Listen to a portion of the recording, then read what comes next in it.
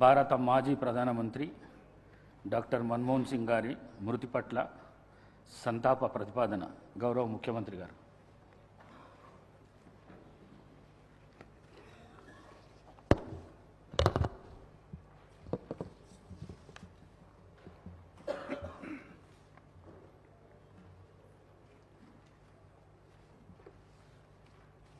అధ్యక్ష,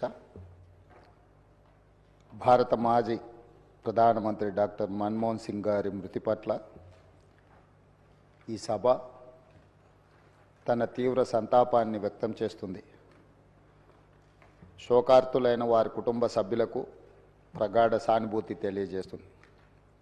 అంతర్జాతీయ ప్రఖ్యాతి పొందిన ఆర్థికవేత్త డాక్టర్ మన్మోహన్ సింగ్ గారు భారతదేశానికి తన విశిష్టమైన సేవలను అందించారు.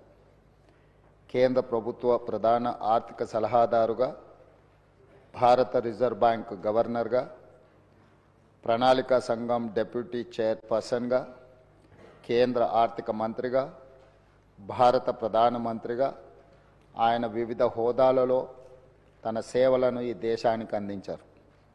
డాక్టర్ మన్మోహన్ సింగ్ గారు మన దేశంలో ఆర్థిక సంస్కరణలను రూపశిల్పి. 1991 మరియు 96 మధ్య కేంద్ర ఆర్థిక మంత్రిగా ఉన్నప్పుడు భారత ఆర్థిక వ్యవస్థను సరళీకరించి ఆర్థిక స్థితిగతుల దిశను మార్చే నిర్మాణాత్మక సంస్కరణలను అమలు చేయడంలో కీలక పాత్ర పోషించారు. ప్రపంచీకరణ, సరళీకరణ, ప్రైవేటీకరణ విధానాలతో అంతర్జాతీయ స్థాయిలో భారత ఆర్థిక వ్యవస్థను సుస్థిరంగా నిలబడేలా చేయగలిగారు.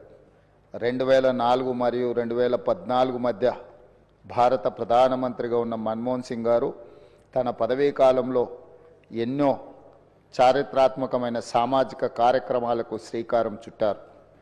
కూలీలకు ఉపాధి కల్పించే మహాత్మా గాంధీ జాతీయ గ్రామీణ ఉపాధి హామీ చట్టం, పరిపాలనలో పారదర్శకతను చాటి చెప్పే సమాచార హక్కు చట్టం, ప్రజారోగ్యానికి ప్రాధాన్యం ఇచ్చిన జాతీయ గ్రామీణ ఆరోగ్య మిషన్ ప్రారంభించారు.